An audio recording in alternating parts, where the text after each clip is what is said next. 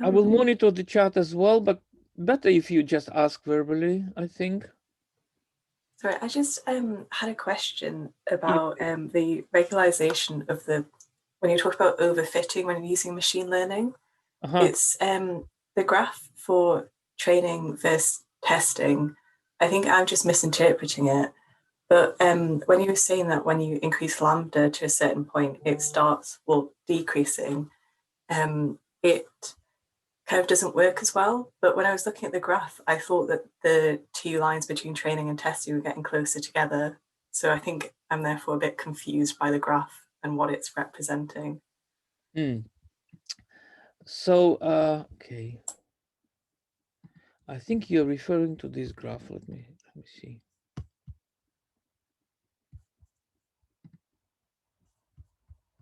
No? No, it's not working. Do you see my screen? Yeah. Why is not showing that it's sharing the screen? So you see my screen, right? Yeah, I can see your screen. So you're referring to this graph, I suppose, right? Yeah, that's the one. That's the one, right.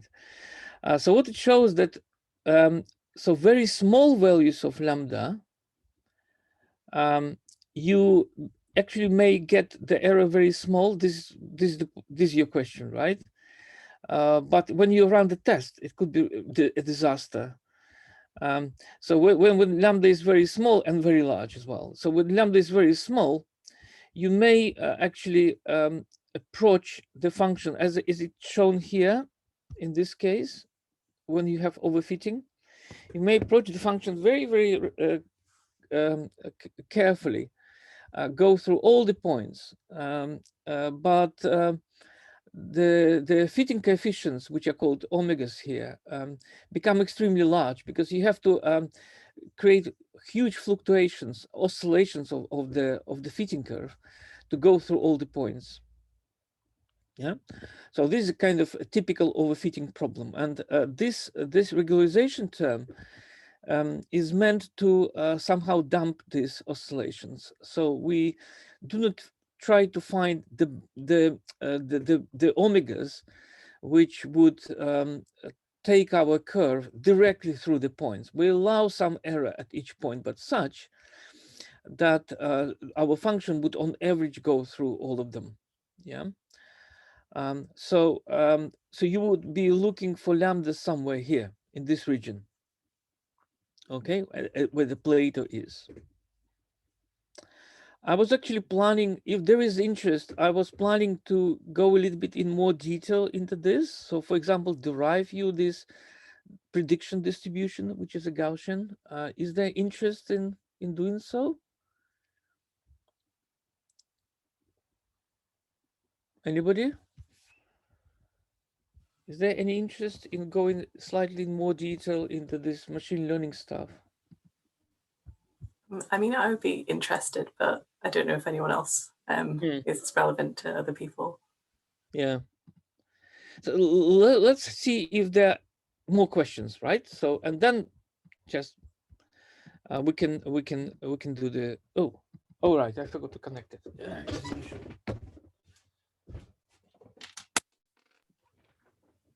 You have a question from Gabriel. All right, yeah, just give me a second. Give me a second. I forgot to connect my iPad. Just give me 1 second, please.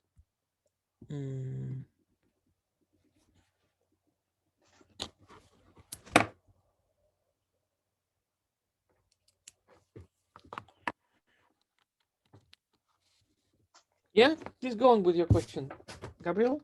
Yeah, so it's also about the same graph. So I had a question about what it means for the training set, because how you're parameterizing your training set with respect to lambda. And because I did not know we were like, I thought you were only parameterizing your model with respect to lambda and not the training set. No, you're not parameterizing the training set. No. What but you're in doing, the graph, you still have, you know, the training set with respect to lambda, which I don't really understand what it means. No, this is just to show because in this regularization,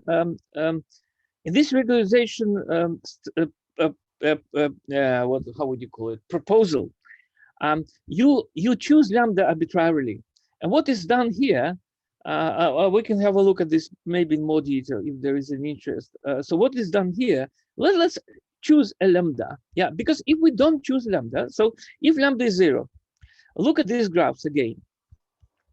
So if you have just basically a linear function, so this m, the number of functions you use to fit. In this case, we use polynomials to fit, right? So if the highest order of the polynomial is m, in this case it's 1. You have just a linear function, it goes through this. If it is 3, you can cover this because it's a sinusoidal. Maybe for another function with which this fitting test was created, yeah. So this test was created by taking taking a few 10 values of the x, calculating this sine function, and then adding some error, yeah, from a distribution between -1 and 1, uniform distribution, random numbers. Yes, so this is how we created this test. And then the actual function is like this, of course. So you see somewhere the points deviate quite a lot, but in many cases they do not. So if we take a third order polynomial, it goes really well.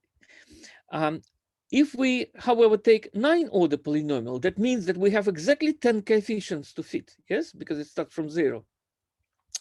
Then we can actually find exactly the coefficients. So because it will be 10 points for 10 coefficients, you solve the set of equations, algebraic equations, you get precisely the fitting function going through all the points. But that fitting function would widely oscillate.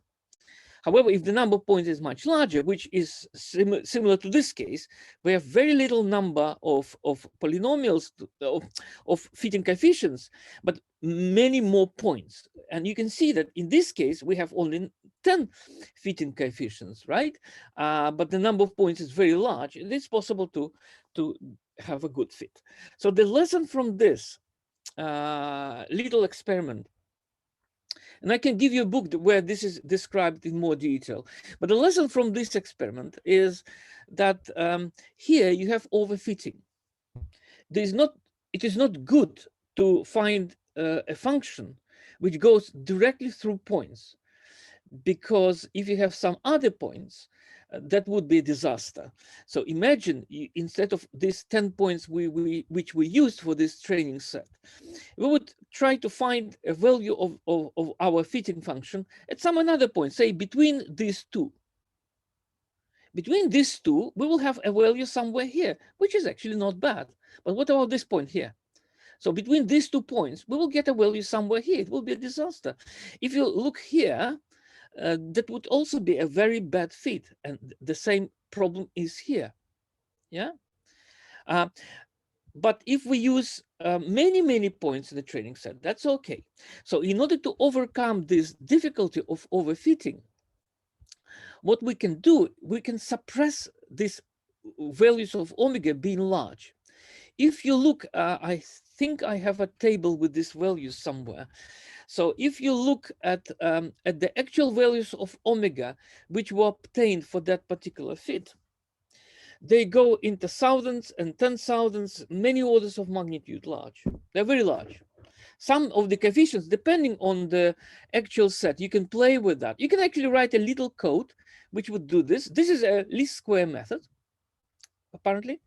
So you can write a little code which would actually calculate these coefficients. It's a kind of well-defined thing to do. You will find that these omega coefficients, they may be huge, 10 to 10, 10 to 7. In order to fit precisely, for the function to go precisely through the points. This will only happen, I repeat, when the number of points is in the training set is exactly the same as the number of parameters you are trying to obtain. So from this kind of lesson, which we learned when we try to do this, and during overfitting, these coefficients become very large, we add this regularization term, which should work in suppressing large values of the omega. Okay, but the value of lambda is somewhat arbitrary. So what we do here, we take a particular value of lambda and just try to find the best omegas by minimizing this error function. And once this is done, we can choose more points. Yeah. So first of all, we for each value of the lambda, when we calculate this omega, we can work out this function, and this is what's shown with the blue curve. Yeah. But we can also choose some other points of that sinusoidal function with some errors, and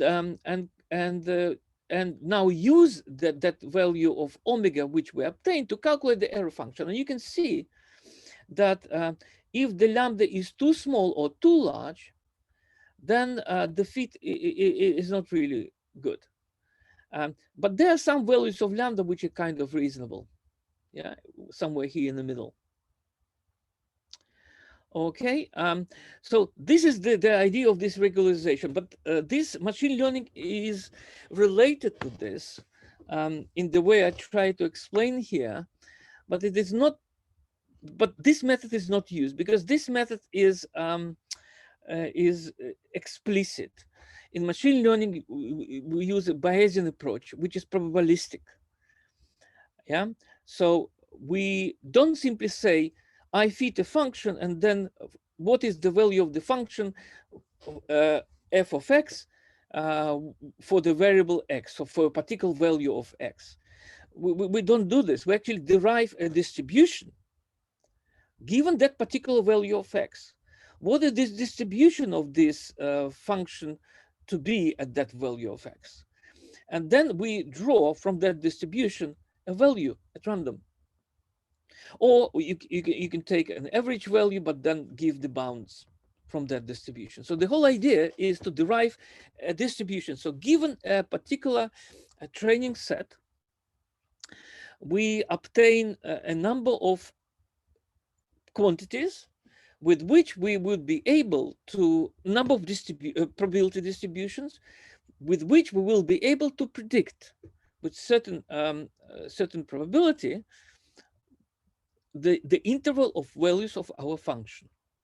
Okay, and that regularization idea is just an idea to show that just doing a blind least square method is not enough. You need to do a little bit more. You need to allow for these coefficients to deviate, to freely deviate, so to make to overcome this overfitting problem.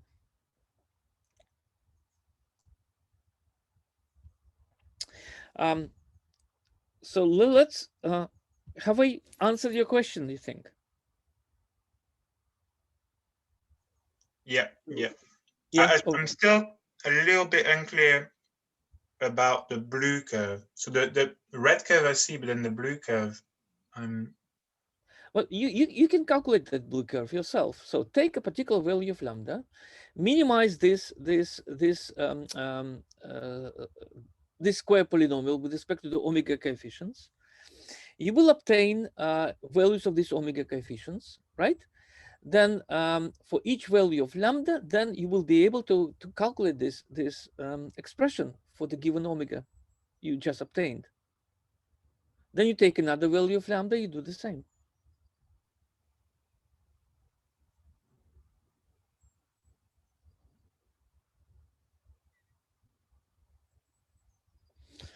Is it right? Yeah. Okay. Okay. So, are there any questions concerning the other stuff here in the lecture notes? We may come to the machine learning again. Yes.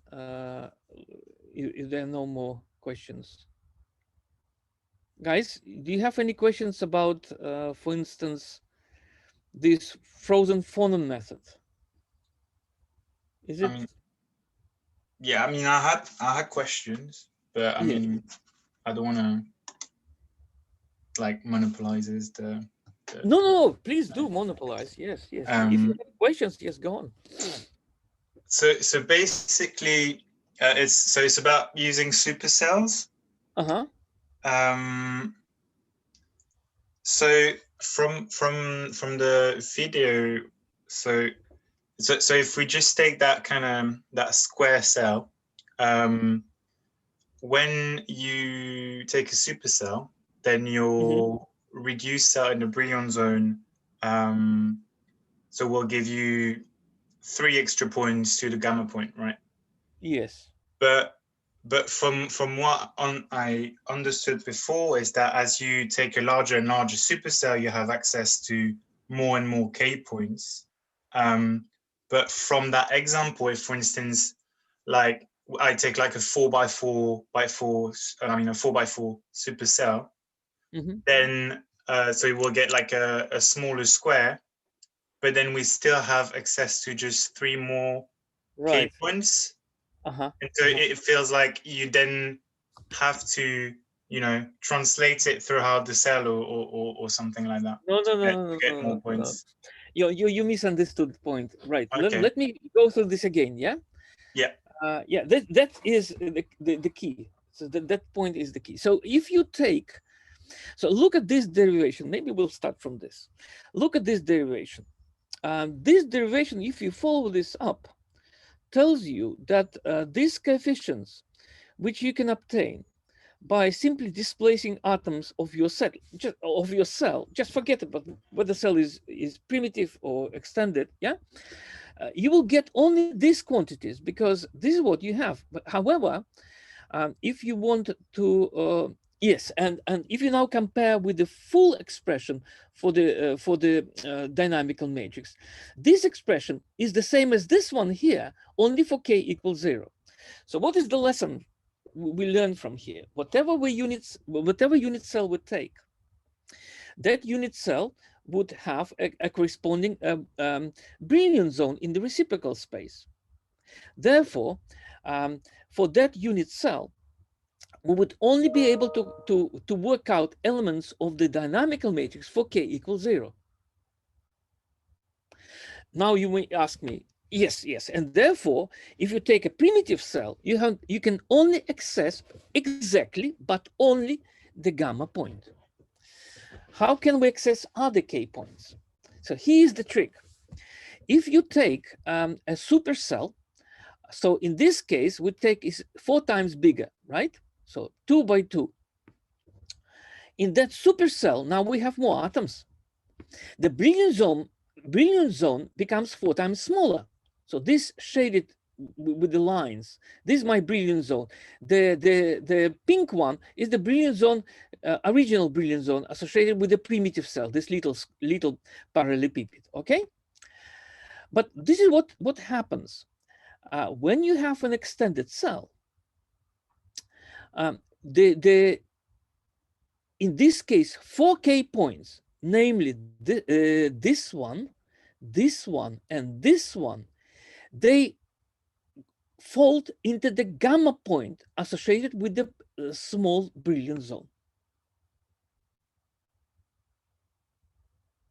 Okay, so what that means? That means that if you extend your unit cell, several k points, exactly as many as the number of times with which you increase your primitive cell, that many k points would fold into the k point equals 0 of the extended lattice.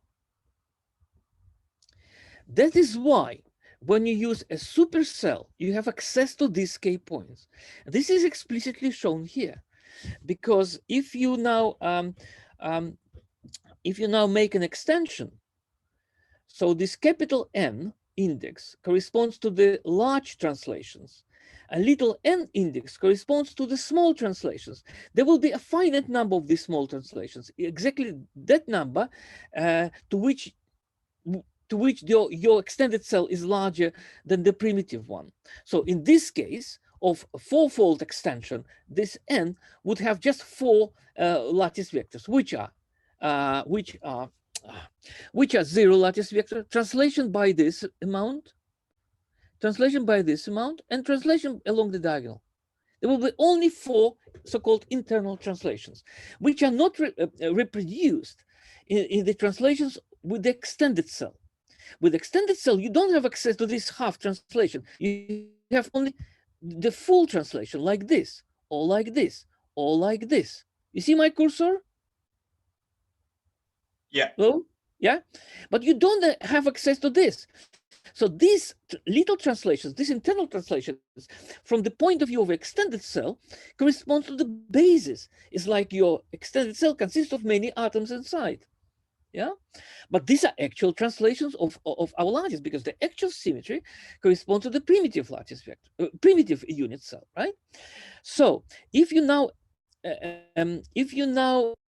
represent the full translations, all translations, capital L, with respect to the primitive cell, as a double sum, infinite translations with respect to extended cell, and all internal translations, then you can rewrite this in that form. All right, and then you can see that we can rewrite it like that, where these green little f's are these lattice sums. All right.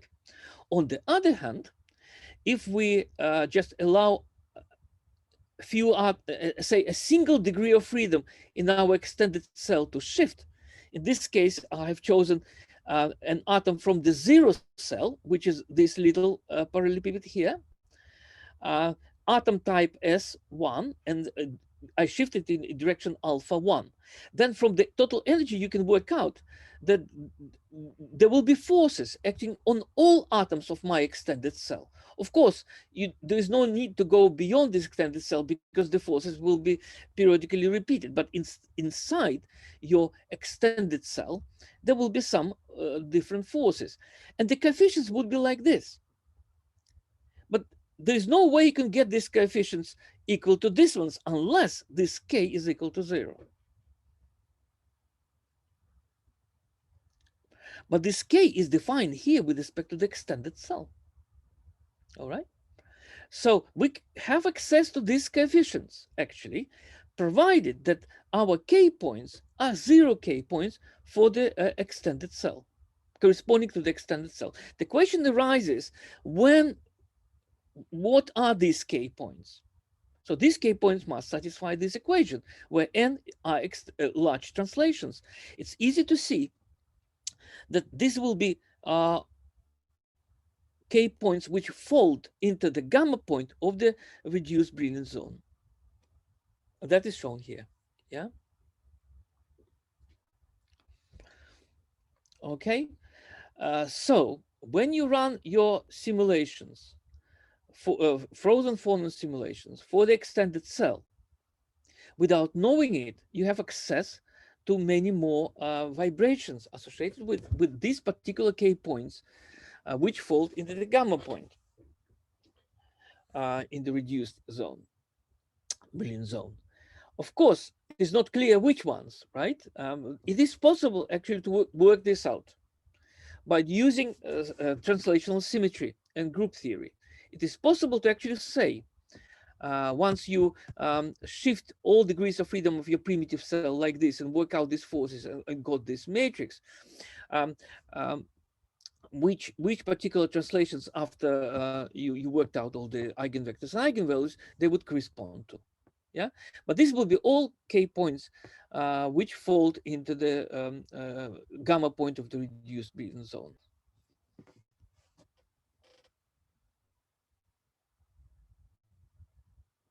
And then, of course, if you want to calculate vibrations at different k points, then you may ask a question: how can I do this? Okay, if I do a particular extension, as I did, for example, here, I have access only to these k points: this one, this one, this one, and this one of the original Brillouin zone. So the center of the zone, middle side, and middle side here. So these two vibrations probably will be the same. It depends on the lattice, of course. But what if I want to have a vibration somewhere here, in the middle of this quarter, or here, or maybe here? What would I do? You change the extension. So you take another extension, and in taking extension, you have a lot of freedom, okay? Because you can take various linear combinations of your original primitive largest vectors in the direct space. And with this, you have different supercells you can construct. And then by performing a certain analysis, you can work out which k points actually satisfy this equation with respect to this new set of extended largest vectors, largest translations. And of course, gamma point will always be there, but there will be some additional k points. So the trick is we take different extensions as small as possible, because we don't want our calculations to be expensive, as small as possible, but we construct different extensions in such a way that to have access to as many k points as possible. There is a clear disadvantage of that method in that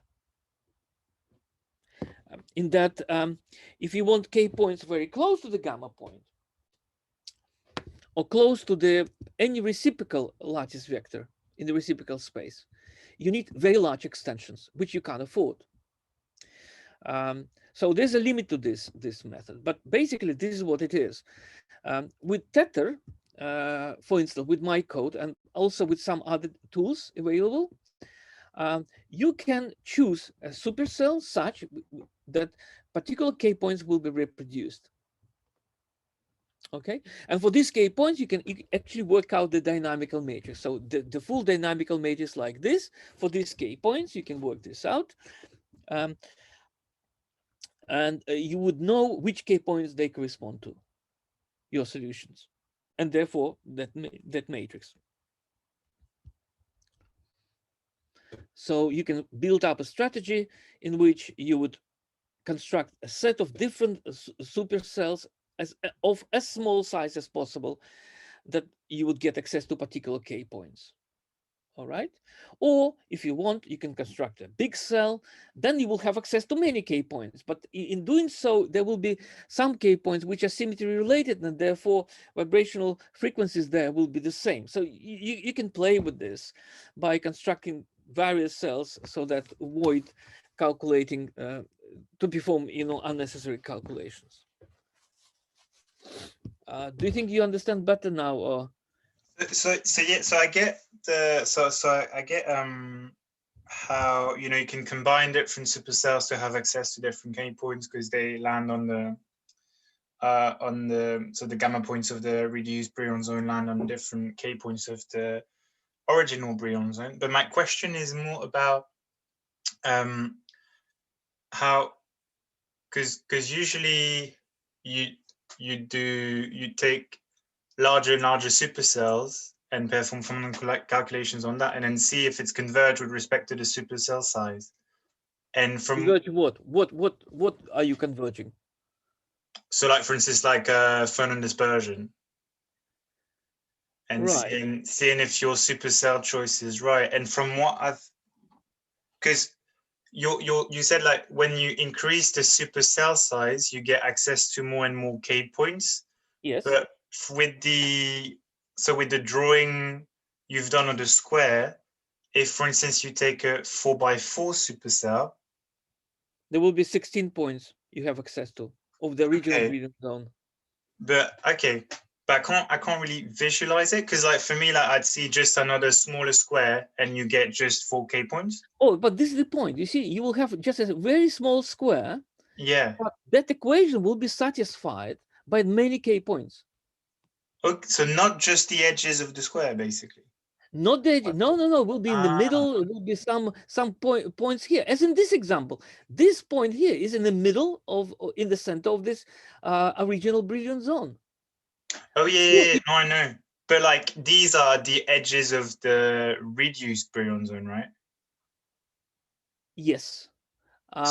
In the terms of the reduced Brillouin zone, there will only be edges because all points at the edges are equivalent to the gamma point, right? Ooh.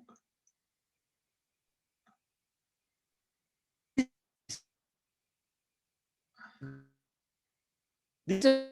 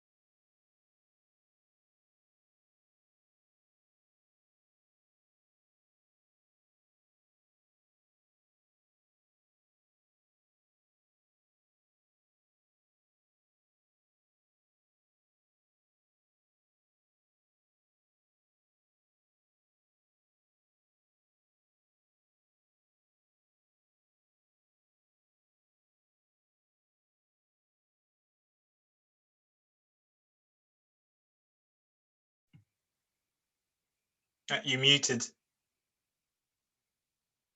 I think just disappeared all of a sudden. I'm on my phone now. I don't know how long I can go it for. Let me check.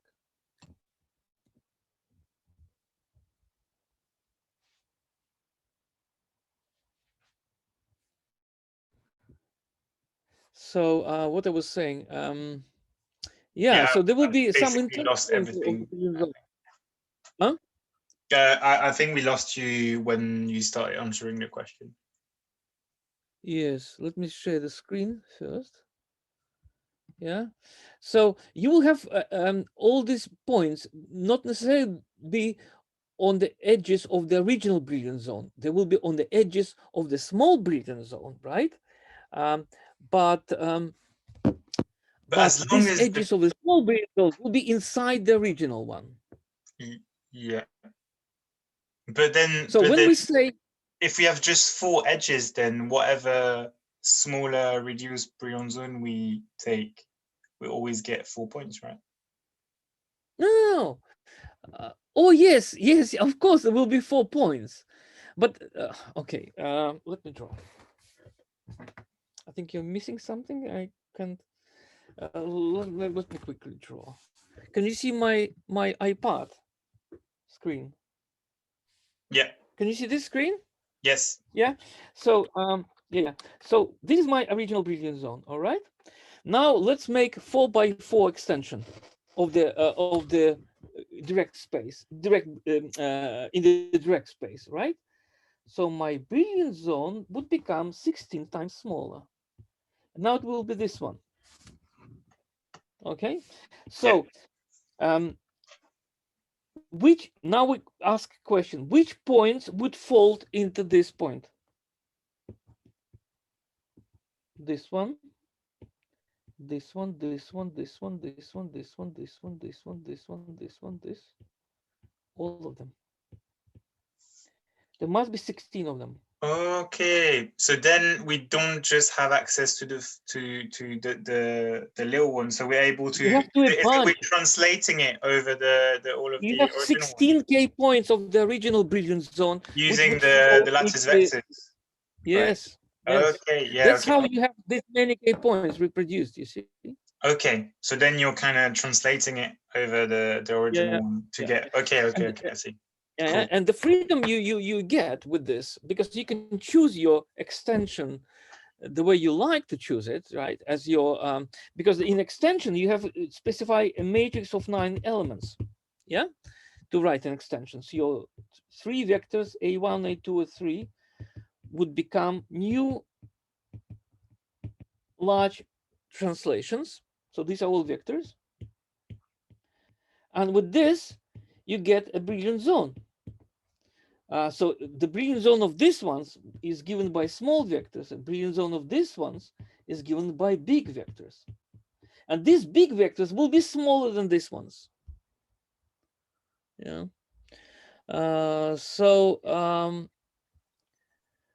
And you have access to all this. So this will be at the edges of the, not at the edges, will be lattice, reciprocal lattice translations of the reduced lattice corresponding to extended cell.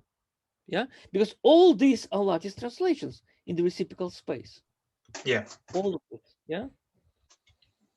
So you have access to these K points, and by using this matrix, by choosing different extensions, you may get different K points, because this division of your Brilliant zone will be different every time. You can take some weird extensions, not necessarily something like 2, 2, 2 along the diagonal. You can take something like 1 here, 0, 0, or 3 here, completely asymmetric. You don't need to be restricted by the symmetric matrices. It could be anything. And you would be surprised. You will get various K points then reproduced. But that requires, of course, writing a software which would give you. Tether actually does this. So if you specify a particular extension, it will give you automatically which K points will be reproduced.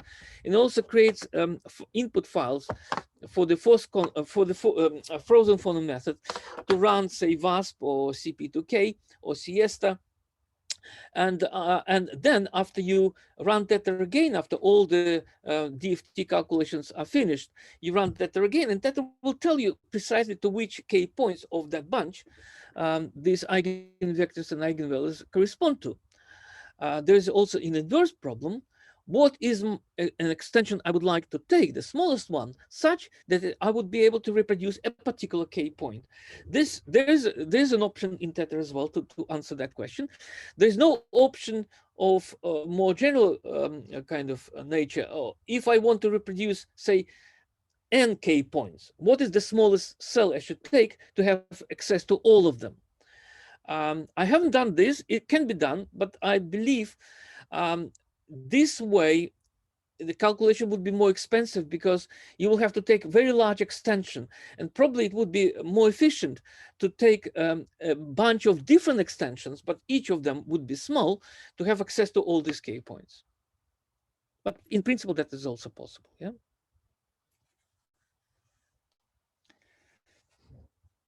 So do we think that that part is clearer now? Yeah, clear on my side. All right. Okay. I have included this density functional perturbation theory. If you look at the original literature, this is mainly Italian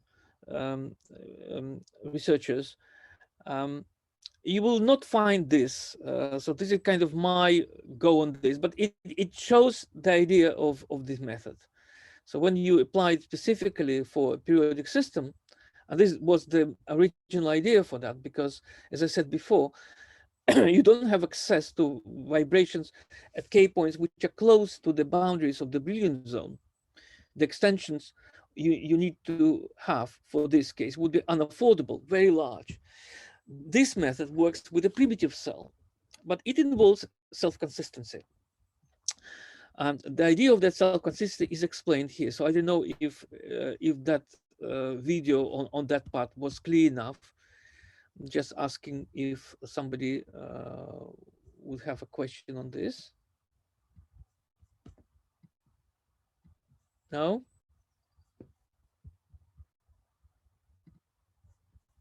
Let me see if there's in chat something. Also, what does it represent for the training set? Okay. I think we covered that question. So okay. So nothing on this part. All right. So here on this thing, has anybody looked at this part of the notes on the relation from the molecular dynamics point of view, how to get the density of phonome density of states? That proof? Has anybody looked at this? It's a bit too mathematical, but basically what is done here, as it is shown, I don't think you can find this. I actually haven't seen this proof anywhere, but it shows that there's a relationship between this particular momentum correlation function, which you have access to in doing molecular dynamics simulations, to the phonon density of states. So that's the proof given here. Of course, in realistic calculations, you go beyond the harmonic approximation, and the proof here is based on the harmonic approximation specifically. So you assume very small displacements, and therefore, but you assume a crystalline material and very small displacements. So that's the proof is based upon. But as this example illustrates, even for water, which is a liquid, you can get two vibrational modes of water molecules from this, because these are internal vibrations to water, and of course the peaks are not delta-like peaks as you would expect from this derivation, but they are somewhat they have some width, but still you can get some information. I don't think you can prove rigorously that velocity or momentum correlation function is indeed proportional to the density of states in the case of a liquid. It is the case for small temperatures in the case of a crystal within the harmonic picture, but not for the liquids.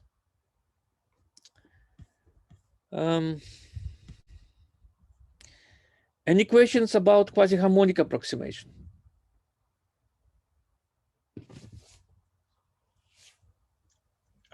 Yeah, I have one. Yeah, go on. So usually in the literature, people would differentiate from intrinsic anharmonicity and anharmonicity due to cell expansion. You mean temperature expansion? Yeah. So the cell expansion with respect to temperature. Yeah. So how are the two different? Because usually in practice, would you? Yes. Because would you get the cell expansion within the harmonic potential, or would you actually get the cell expansion within the anharmonic potential? Of course you won't. So if you look at this picture here, this illustrates that. So if you have a harmonic potential, you have this parabola, yeah, and atoms would vibrate here. If you increase temperature, the amplitude of vibrations you would expect to go up, right? But still the average positions of atoms would not change. So atoms would vibrate, but lattice would not expand. Okay? But actual potential is like this. So it's asymmetric. It is steeper going into infinity at small distances and much smoother going to zero at large distances. Therefore, if you just, this is a classical picture, but it illustrates the point. So if you vibrate and the temperature goes up, you see the average point, the middle point, moves to the right. So anharmonicity is absolutely essential. And quasi-harmonic approximation, if done correctly, actually takes account of that fact. So maybe I should explain this point, because there is what I call naive quasi-harmonic approximation. And you basically mentioned that as well, without saying that this is called naive, and the proper quasi-harmonic approximation. That probably would illustrate the point and would show the advantages and disadvantages of that method as well. So what is the naive quasi-harmonic approximation? When you take your, say you run your DFT calculations and you obtain the optimized structure, you optimize the unit cell size and the positions of atoms. You worked out your DFT energy, yes, for that particular volume of the unit cell you obtained. Yeah. And the shape. And then for that unit cell, using whatever method you like, you obtained all the vibrational frequencies. Once you have done this, you can calculate this free energy contribution from the vibrations. So this is what quantum statistical mechanics tells you within the harmonic approximation, what the free energy would be. That would be just a number. But that number would depend on temperature. Okay? So with that dependence, you may actually find that the free energy would depend on temperature, and therefore you can. So there's an illustration here, this one, and therefore you can plot the free energy as a function of temperature using phonons calculated at 0 temperature. Yeah, you can consider different structures. Here there was a paper. It was quite 20 years ago published paper. They considered alpha-tin and beta-tin with two structures, and there's a phase transition at around 13 Celsius, and they indeed got, just due to vibrations, the change of the free energy, because DFT energy is constant, it doesn't depend on time. You take just the DFT energy of your 0 temperature calculation, just DFT energy. So the two structures, as you can see here at 0 temperatures, they have some different energies, but then just due to this quasi-harmonic term here, calculated for 0 temperature phonons, for 0 temperature structure, phonons calculated from 0 temperature, you see that the beta phase overtakes the alpha phase. So at these temperatures above this point, the beta phase is more energetically favorable. Alpha is less. Below that point, alpha is more favorable. And this is assigned to the fact that the alpha phase has high frequency phonons, which beta phase do not. Yeah, so you can have a look at this paper. So this is a naive quasi-harmonic approximation because the thermal expansion was not taken into account here at all. Yeah, there will be no thermal expansion in that approach. So how would you take thermal expansion into account using this kind of theory?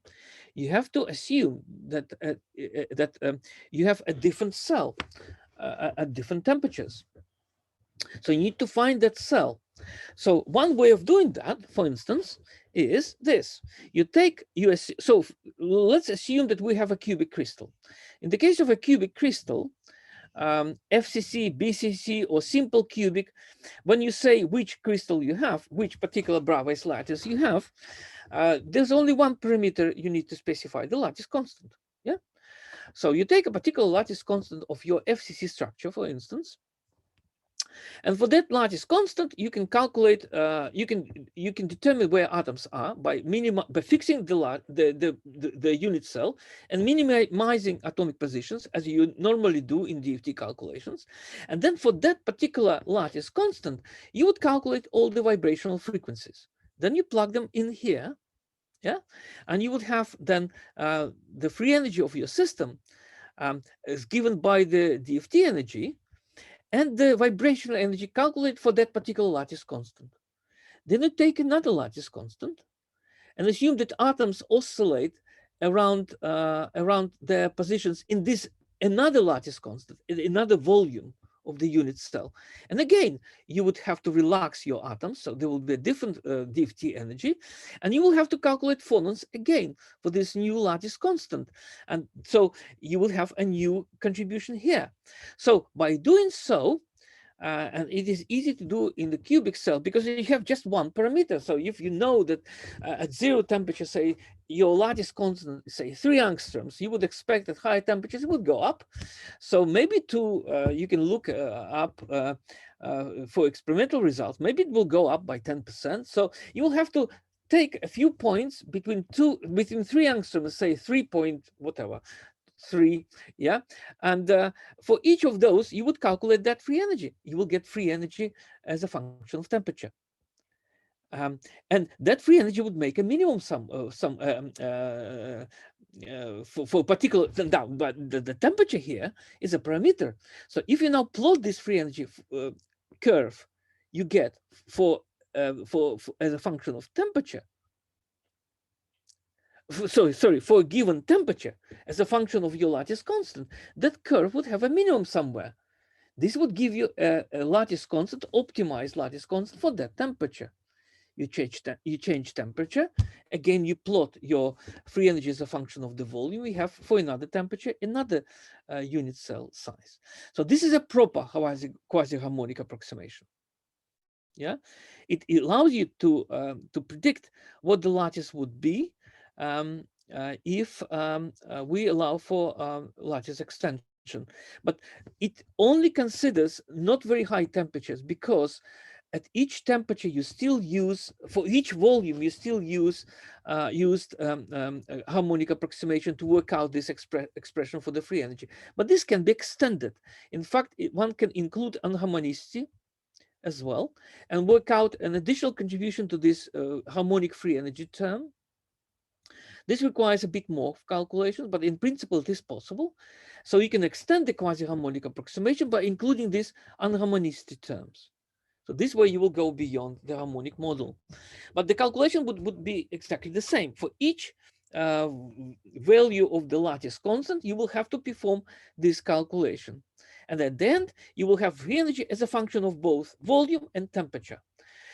And if you take a particular temperature and minimize free energy with respect to the volume, you will get the volume of the unit cell for that particular temperature. So this gives access to the extension, to lattice extension, okay, expansion.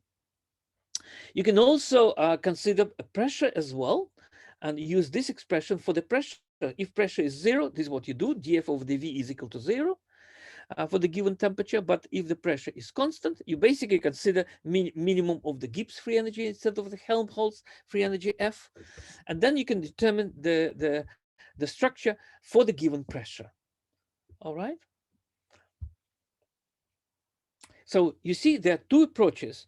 One is a naive approach in which you do not recalculate phonons for every single lattice constant, and you do not work out what is the optimum lattice constant when the free energy is minimum for the given temperature. And there's a proper approach, which is much more expensive, when you do perform calculations for every of the vibrations for every value of the lattice constant, and then you have full access to the thermodynamics. Of course, this method is limited because it's limited basically to cubic crystals. Because imagine you have a more complicated structure. If your structure is more complicated, say tetragonal or even primitive, you have up to 6 parameters to specify the size and shape of the unit cell. So in principle, you can repeat this, but you can imagine how expensive this becomes, because for each value, for each shape and size of the unit cell, you will have to repeat calculation of phonon structure. And more importantly, you may find that in some of these, for some of these sizes and shapes, you will get imaginary phonons. The system is unstable.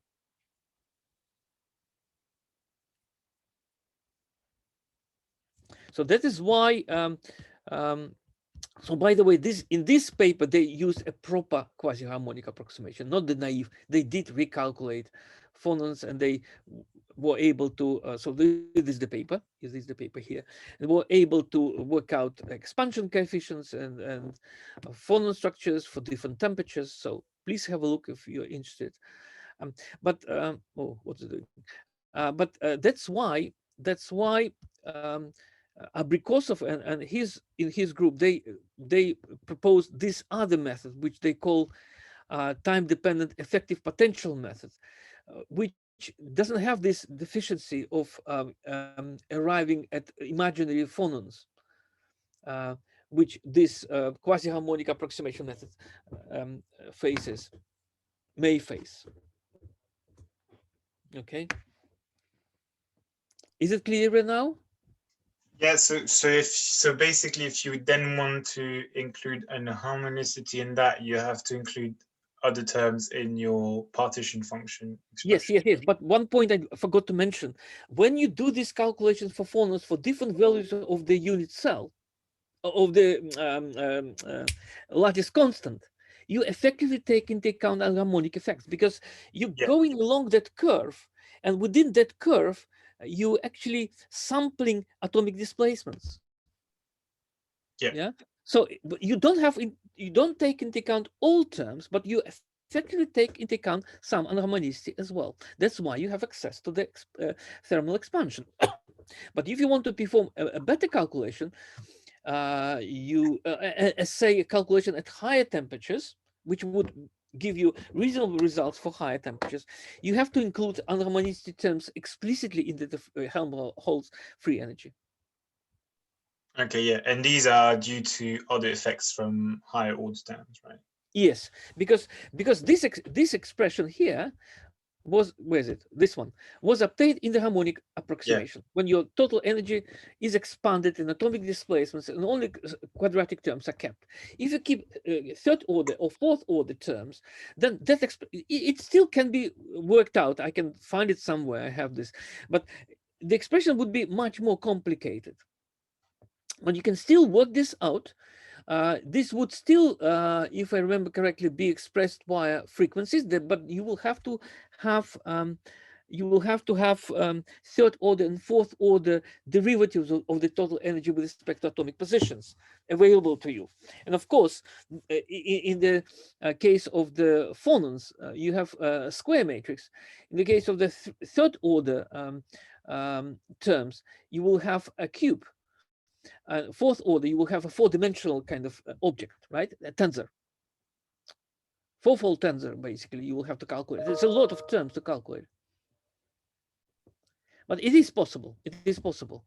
And these people here, they actually extended their approach. Here you have a kind of a glimpse of calculating phonons only in the harmonic, in a quasi-harmonic picture, but that method avoids facing imaginary phonons because it is based on running beforehand or at the same time a molecular dynamics simulation, which for any kind of structure would avoid unstable systems by nature of it. But they also included anharmonicity. There's a paper, I didn't follow this, it was a long time kind of ago. They released a few papers, maybe they have discontinued, I don't know.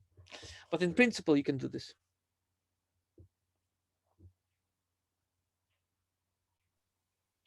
Cool, makes sense. And what could you maybe expand on the effects, the other effects from anharmonicity that arise? Or other effects from anharmonicity.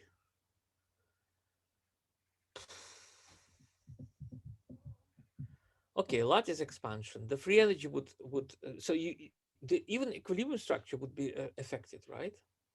If you have anharmonic effects.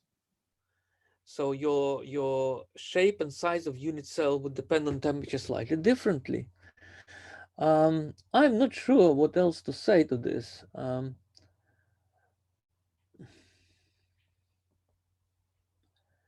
These effects would be more important closer to the melting point, I suppose, or closer to the phase transitions. For example, one way of looking at phase transitions from one structure to another is to look at the phonons. So you may have phonons with very small frequencies near the phase transition, and appearance of imaginary phonons with further kind of distortion of the primitive cell towards the cell of the other structure. You may have imaginary phonons, right? So and at these points, anharmonicity may help a little. I don't know. I would say anharmonicity is just a quantitative effect, but it may be in some cases. Yeah, I haven't come across myself in my practice with that. Okay. Thanks. It depends on the problem, I suppose. Yeah. Sorry? Thanks a lot. You're welcome. Any more questions?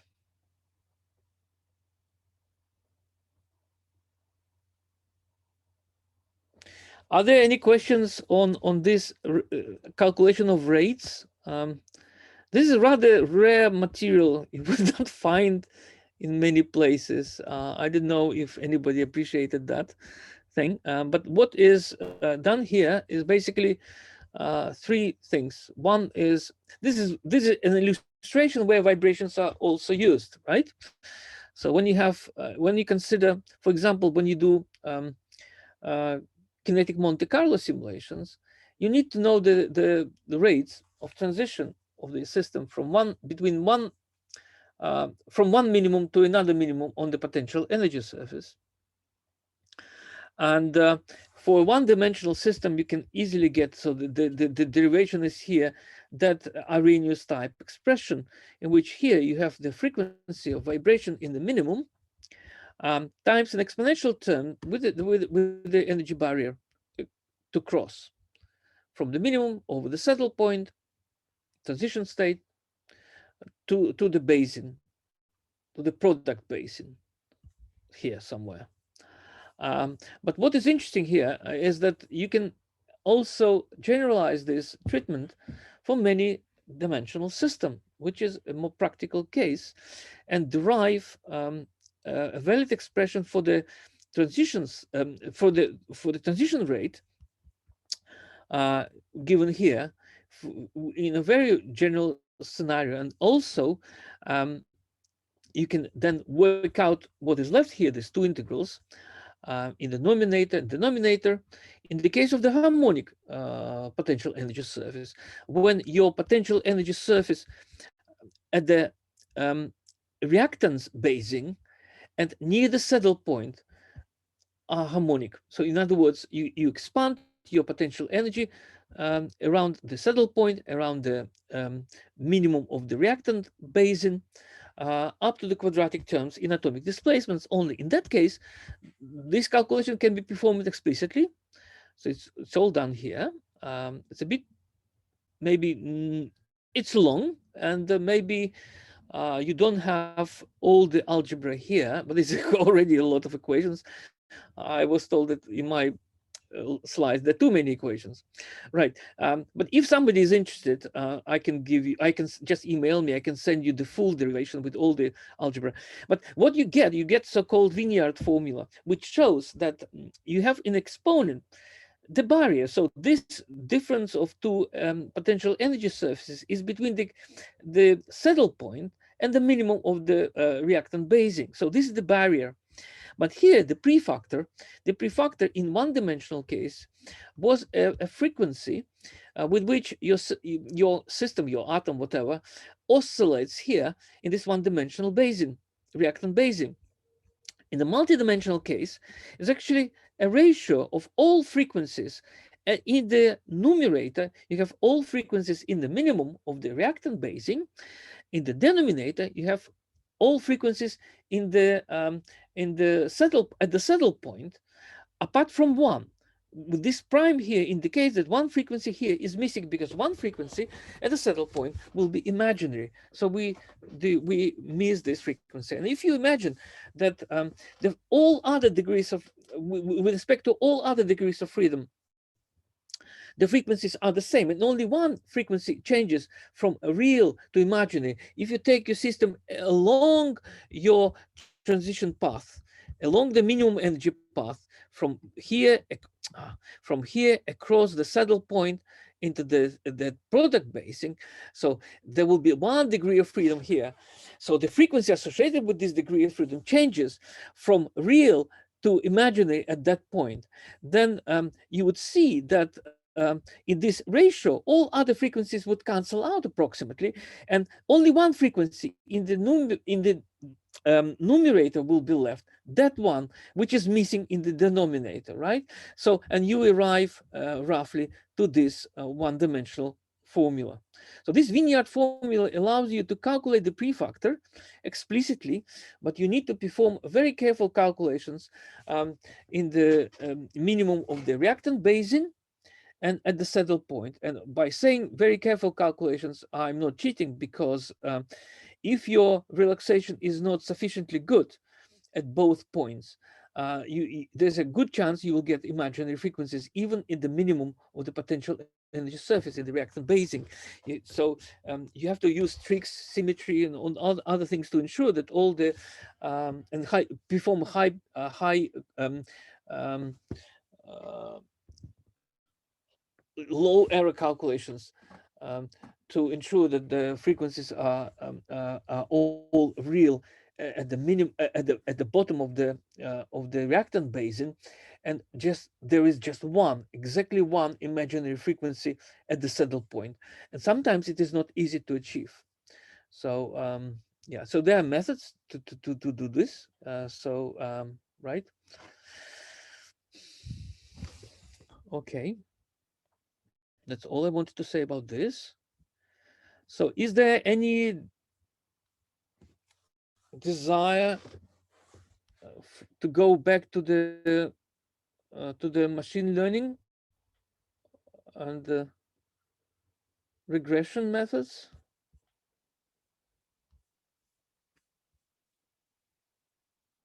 I don't see much enthusiasm.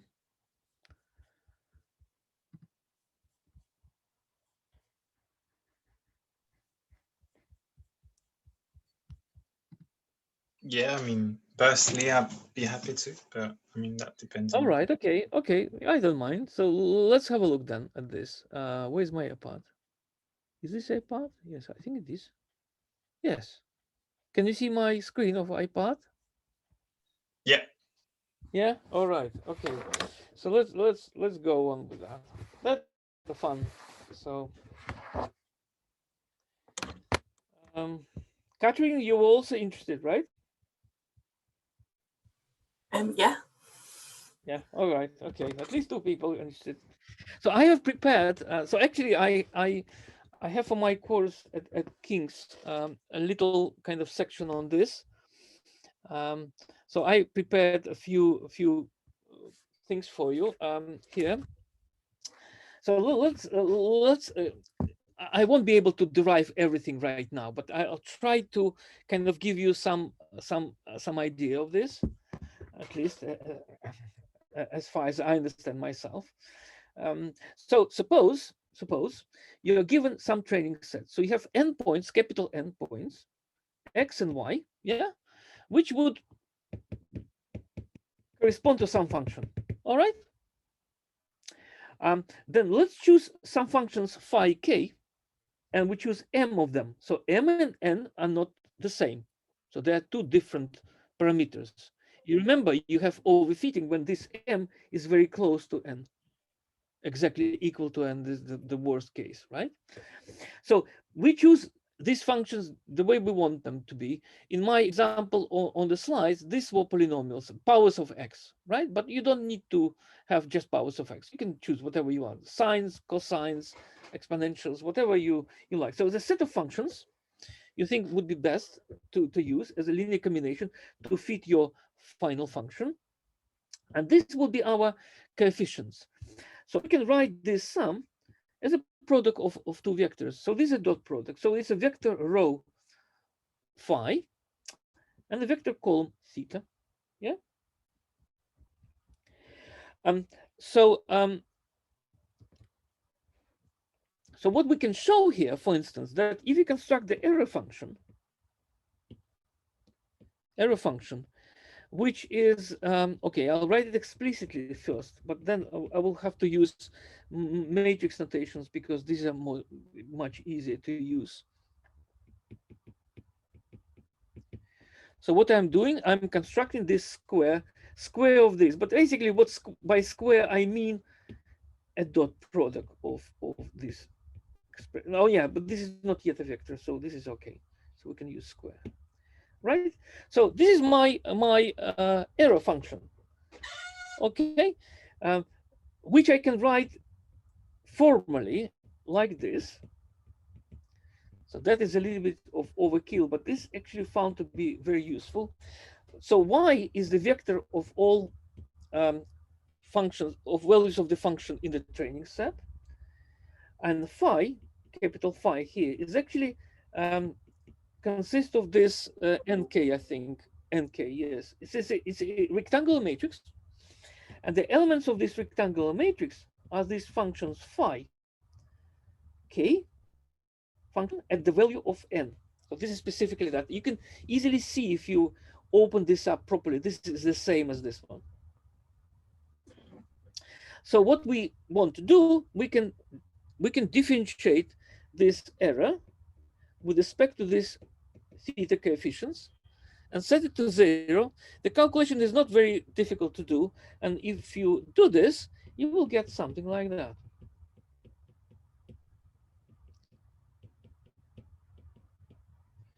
So this is the least square method. Yeah. So with this method, if you perform this calculation, you will obtain the best set of the theta coefficients, which would minimize that function error function. But that result is actually equivalent to maximizing the so-called likelihood probability. Likelihood probability is the probability for these theta coefficients, and we write this likelihood probability as the Gaussian.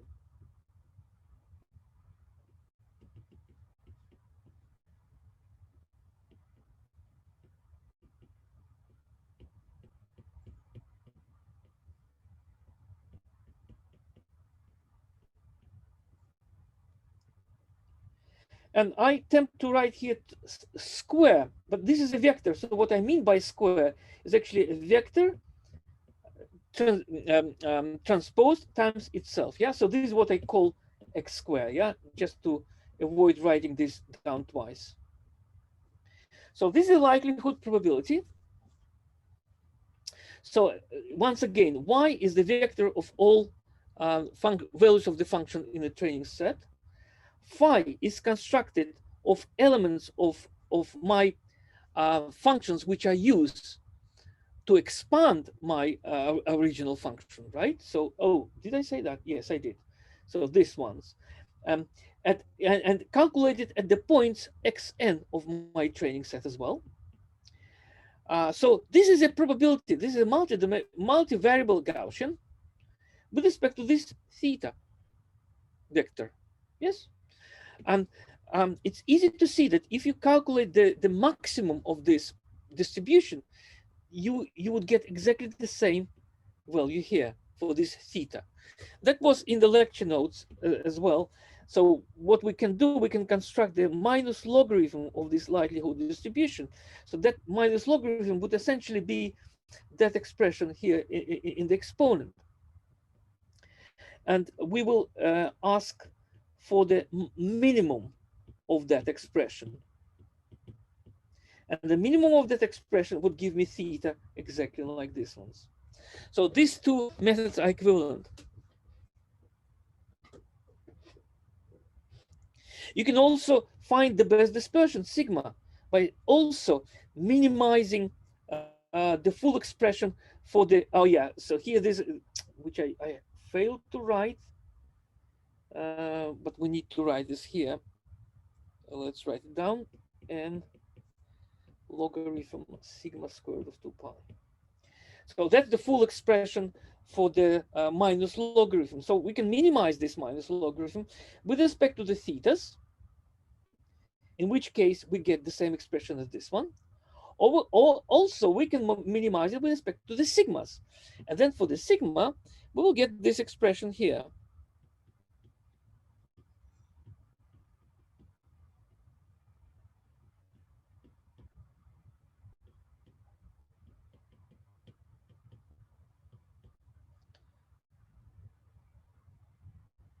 Where sigmas are from here. Okay, so this is a very simple exercise. It's basically a least square method. We minimize the error function and we get the best set of coefficients for the given m. We have chosen the given number of functions we use and for the given set of such functions. It's all based only on the training set.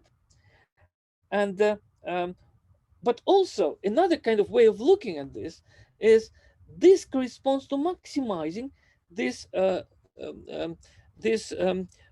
distribution, likelihood distribution, and in which case we can also work out the sigma, which is an additional bonus. Okay. So now let's have a look at another problem. We know that there is a problem with that approach because if the number of functions we use in the expansion is very close to the number of sets we have in the training set, then we have overfitting problems. So we can introduce some regularization terms. In that case, we can also minimize this error function And if you do the minimization of this error function, so minimization of the error function would give you the same approach, the following expression for the sigmas. The calculation is very simple. So you just differentiate, right? So I'm not really writing this down. With the same capital phi, this is the unit matrix 1.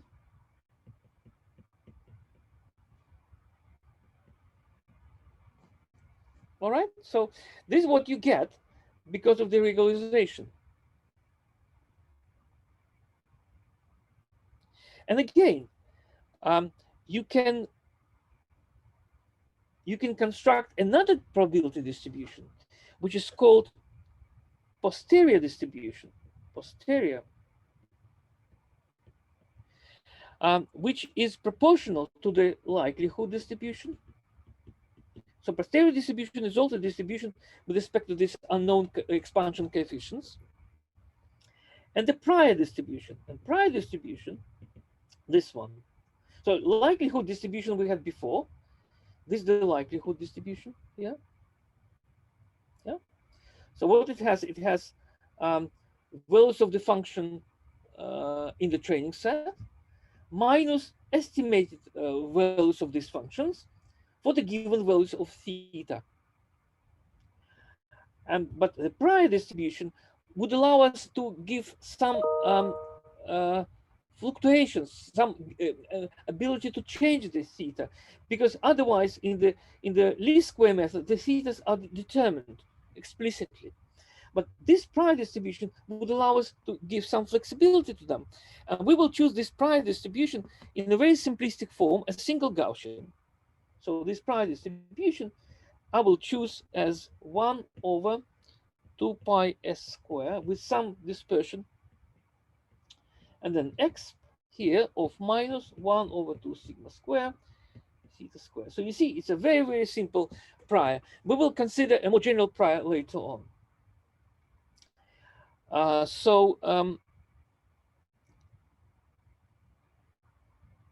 So if we now consider this posterior distribution, and this is not yet normalized, there is still to be a normalization constant here. But what we would like to show here to demonstrate that the maximizing this posterior distribution is again equivalent to minimizing the error function. And for that, again, we can consider minus logarithm of this posterior. And that minus logarithm would contain, so basically what we would do, we take the exponential term of the likelihood, which is this one, but without minus, because our minus sign to logarithm would kill it, and the exponential term here. And if we do so, this expression would contain something like that.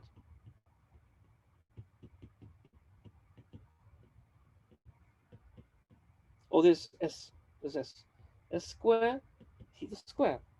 And again, if you now take the derivative with respect to theta of that expression and set it to 0, you will get exactly this expression. So these two approaches are equivalent. So the regularization can be viewed as this extra flexibility given by the additional prior, which gives us some distribution of the values of theta. Okay. But now comes something. So this particular part is the key. So it's mathematically rather non-trivial. When I did it myself for the first time, I spent a few days trying to figure out how to do this calculation actually. So what we're going to show here is this. We're going to build a predictive prediction. So we build a prediction distribution with which we can predict, given a certain value x star, what will be the value of y star coming from our training set. We won't be able to deterministically say what y star is, but the idea is to get a distribution, probability distribution. It will be picked at some value. for this particular x star. So we can take, say, our y star, the maximum of that distribution, but we also allowed to take it somewhere in between, yeah, given a certain certain bounds, or choose this y star from that probability. So we construct this probability in the following way. So here is the prior, our simple prior, but in this case, I take a prior slightly more complex to build the theory more general. So this is a general prior. So it's a multivariable Gaussian with a mean vector m0, m0. This is a vector m0 of the same dimension as theta. So its dimension is defined by the number of terms we have in our expansion of our function. So going back to this slide, that number of terms m, how many functions we take. This is the length of the vector theta, and that's the length of the vector m0. So it's some general m0, and S naught is the matrix of correlation matrix for this multivariable Gaussian. Previously, when we considered this prior, we had this as a unit matrix, yeah, basically equal to S squared. Here we consider a more general case. So this is a probability to have a particular value theta. This is a Gaussian, which gives a probability to have a particular value y star, which is defined by the mean value, which is expected value of the y for the given at the given point x star for the given values of the coefficient theta, with some dispersion square sigma square, right? So given a certain theta from that distribution, we will predict with this Gaussian what the value of y prime would be, or what the probability of y prime would be. But because theta is not known, we have to integrate over all possible values of the theta, but with understanding that just the values of the theta where the maximum of the distribution would be would contribute most. So that distribution is written here as we had before. It looks like a likelihood distribution, but instead of values here of the training set, we have x star, our new value for which we would like to predict what y star would be. Okay, so what we need to do in this calculus. So I hope the idea here is clear. Yeah, so it's a kind of this is conditional probability, and this probability to have some theta, and this is probability to have y star given that value of the theta. Yes, so and then we sum over all probabilities by integrating to take into account all possible thetas we can have in the system in our analysis. So what we need to do after understanding what the meaning of that expression is, we need to perform this integration. And this is a Gaussian distribution, multivariable Gaussian. This is also Gaussian distribution, but it's a single variable Gaussian, yes? Because y star is a scalar. This is a scalar as well. It's a dot product of two vectors. Okay, so we need to perform this integration. And I should tell you, as I said before, this is not really very trivial. It's kind of trivial, but to perform finalize the final expression into the form which you can recognize as a Gaussian is a little bit of a trick here. To present it in a concise form, that is a little problem. Okay, so I will take you through a few steps here. So what we need to do, we need to integrate over theta. That expression in the exponent here is quadratic with respect to the vector theta. In the prior, that expression is also quadratic with respect to the theta. So altogether, when you multiply this exponential term with this exponential term, you will have an exponent, some quadratic form of theta. And that quadratic form can actually be written down explicitly. So what we need to do, we need to open brackets here. So let's write the full exponent. So we'll have, when we multiply the two expansion, the two expressions here, these ones, before integrating, if we multiply, there will be an exponent with some expression here. Let's work out this expression. Let's call it E. And that E will be, if you do the algebra correctly, so minus 1 over 2 sigma square. You will have this term when we expand. Then you will have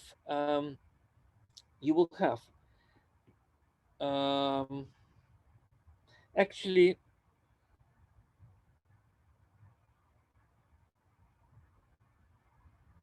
all right, so let me write it down explicitly, then I will explain what I'll do next.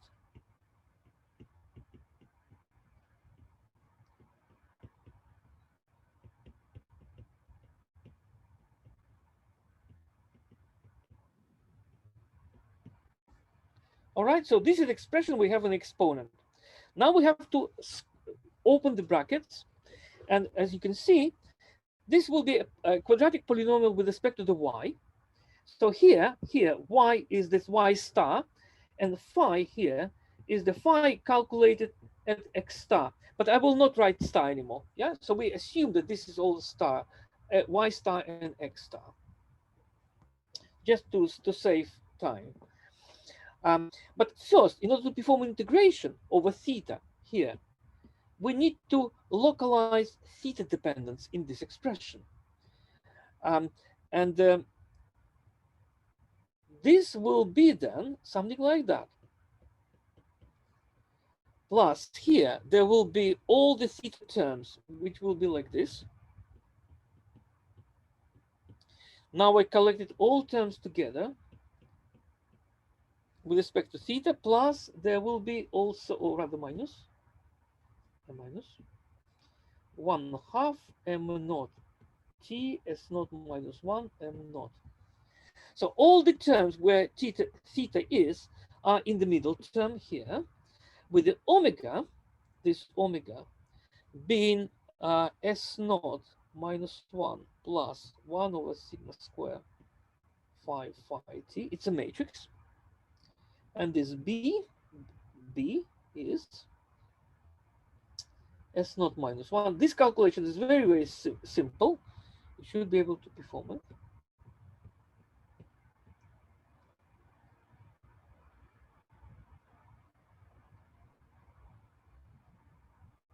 Okay, remember y is a scalar, it's not a vector here. So now you see that the theta dependence in the exponent of that product here is this quadratic form. You probably know that you can integrate an exponent, so you can integrate it, you can take the integral, it's called Gaussian integral of this type,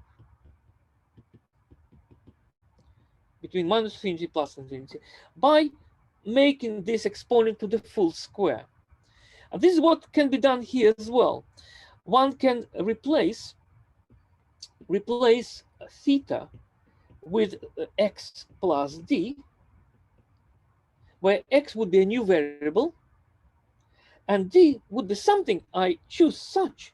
Then when I substitute this theta into here, into these brackets, the terms linear in x would disappear, and there will be only terms quadratic in x. It's easy to see that the correct choice for this d is this.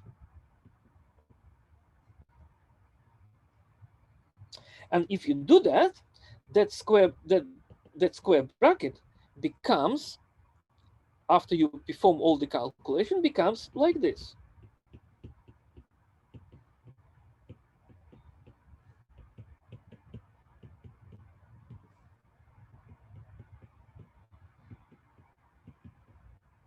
So this term is a constant, but the theta dependence is only here. Now this is quadratic. And because it is quadratic, that integration over theta can be performed analytically. So we have the integral of minus 1/2, and then we have that term here, times an exponential of 1/2 b t w minus 1 b. which still remains in the exponent. Okay? But this integral can now be calculated because we integrate over theta from minus infinity for each component of it to plus infinity. So we can change the variables, and this integral would become simply the integral over, say, let's call this whole variable x, for instance, or theta prime maybe, theta prime e to the minus 1/2 theta prime t w theta prime. And that integral is calculated explicitly, which we have here. This contains determinant of the matrix W. The matrix W is this. It doesn't contain the Y. Y is contained only in the B's. All right? So when we perform this integration, this term would only contribute to the normalization of that distribution. Okay, so we can ignore it for the time being. But this term here is very important because B contains Y. So now let's collect all the terms we are left in the exponent after integrating over theta. Remember that exponent contained this term, which we didn't use in the integration, and that term, which we didn't use in the integration. When integrating that in the exponent with respect to theta, we acquired a new term here. Okay, so this one. So now, in the exponent, let's call it E prime. That exponent, after we integrated over theta, has these terms.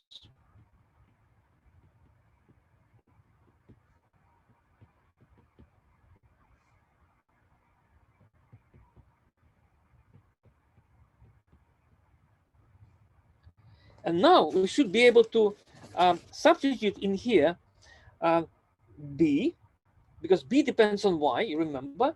So when we substitute explicit expression for B here, which contains this Y, that expression would become a square polynomial with respect to the Y. And if you do this calculation, it's again a very simple calculation, it is easy to see after some little algebra that that expression becomes like this.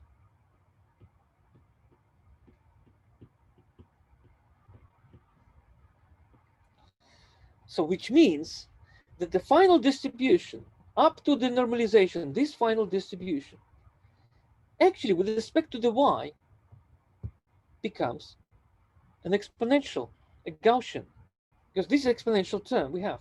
Oh, by the way, I forgot to write explicitly what S is, right? And S here is, where's this S? Yeah, S is like this.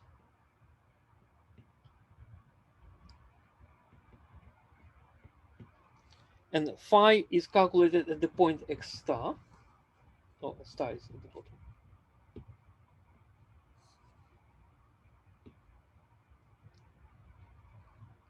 So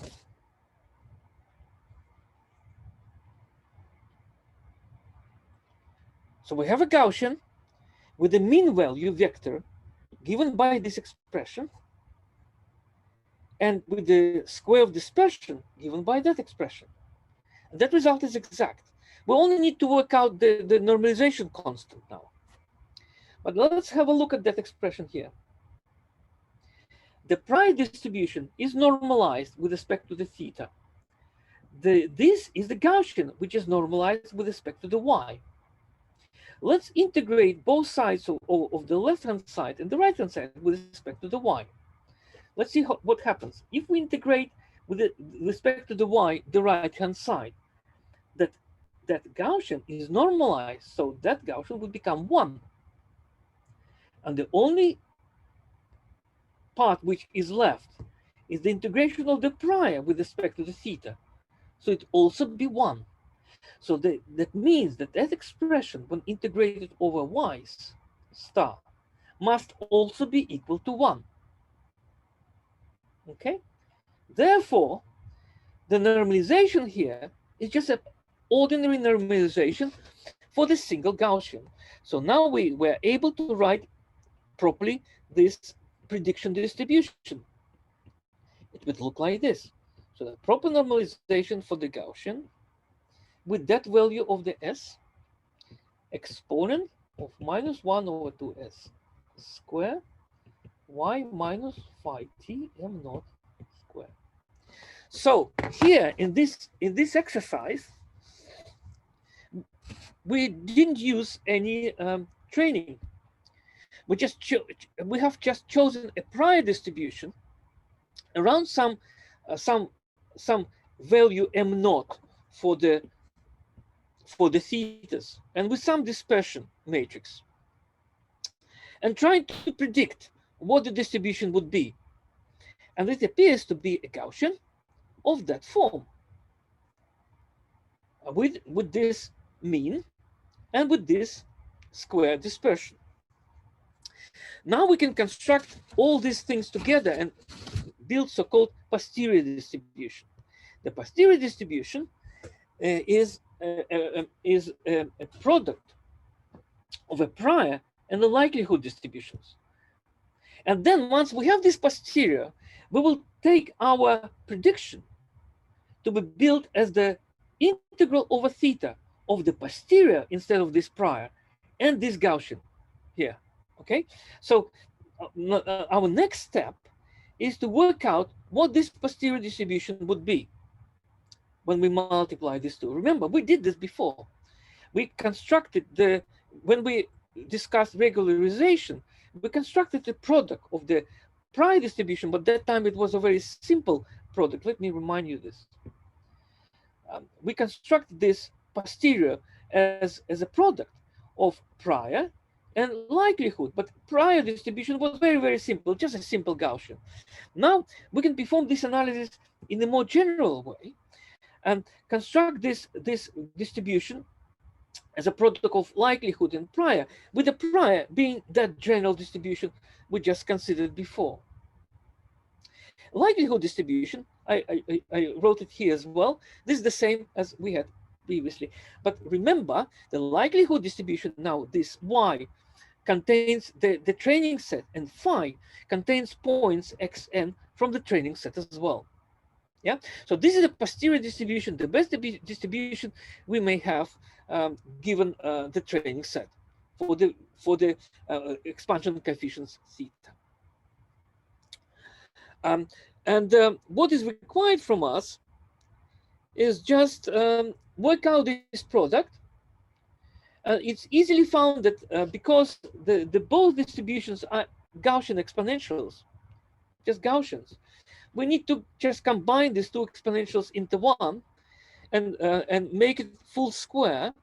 And you will find that after this, you will find that in exponent, you would have an expression like this, -1/2 theta minus mn t Sn minus 1 theta minus mn.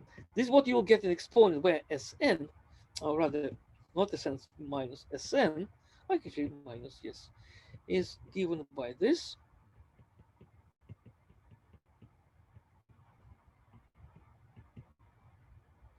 And mn, this one, is given by Sn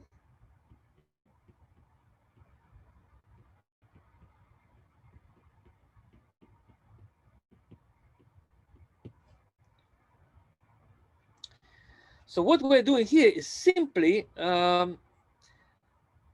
combining the two exponentials, exponential here, and making it quadratic of this symmetric form with respect to the theta. This calculation is very simple.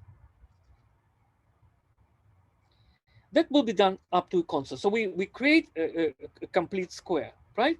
And that complete square would be like this, plus there will be a constant, but that constant is irrelevant because we can later on normalize that distribution. And normalization of that distribution is easy because this will be Gaussian, right? And therefore the full distribution, posterior distribution, actually is shown here. It's in full strength. This distribution is this one.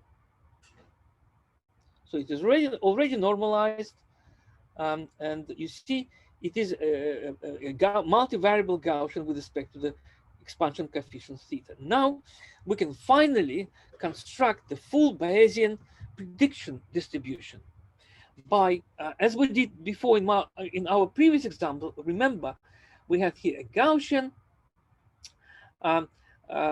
for the given x star, what would be y star. This is the same Gaussian as we had before, but instead of simple prior, which we took in that example, we now take the full posterior distribution, which is a product of the likelihood based on the training set and the prior distribution. And that integration is exactly the same, of the same type as we did in this problem here.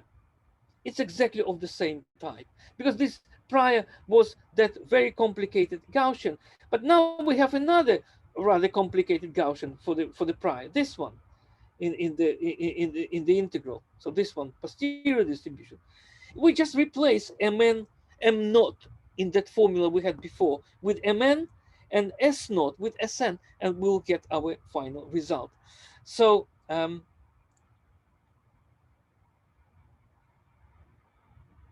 so the final result for the posterior for the predictive distribution will then be a Gaussian in which you have as a mean vector this,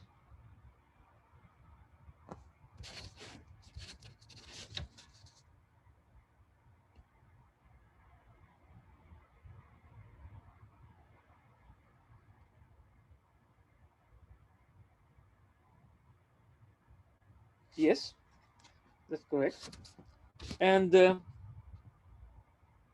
with this mn here, and dispersion will be equal sp square at x star,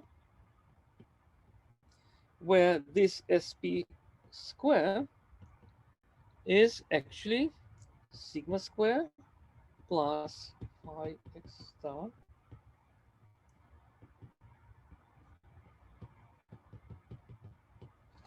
So that's the same formula as we had in this example. Where is it? Yeah, this one. Yeah, as I said, we just replaced one distribution with another. So we basically replace S naught with Sn, M naught with Mn, and this is what you get. And Sn and Mn are given here. So this closes the story. So with this, we have the complete tool now to have a distribution for our values of y star given some value x star. So now, and we know that this is a one-dimensional Gaussian, this one. We know what is the dispersion of that Gaussian. It's based on the training set. It's based on the training set because Sn contains training set enters here. Yeah, in this phi. And the mean value also contains the information about the training set. It's in Mn because Mn contains phi as well. Okay, and you're free to choose this S naught and M naught because these are characteristics of our prior distribution. So you can make this narrow, you can make this wider, depending on your choice. There are also ways, but I'm not an expert in this, to choose the prior in a better way. So if somebody is interested, yeah, I can give you the full derivation here.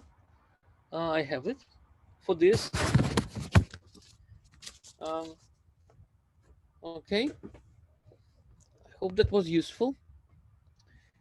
This kind of calculation illustrates these three slides we had before for these ones.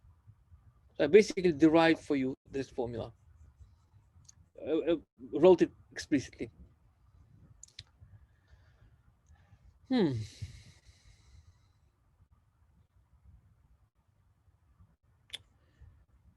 Was it clear? Yeah, thank you. I think that was pretty clear. It's obviously like a lot of maths, so it's a lot to. It's a lot of your math, head but around. I tried not to kind of not to kill you with this math. I tried to give the ideas. Yeah.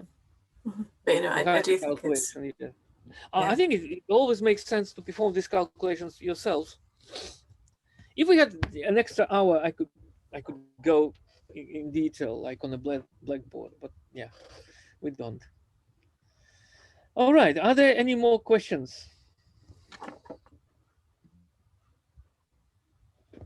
Oh, apologies. I have to leave. Unfortunately, I have to leave. All right. Any more questions, guys? No. I think that was it for me. Thank you.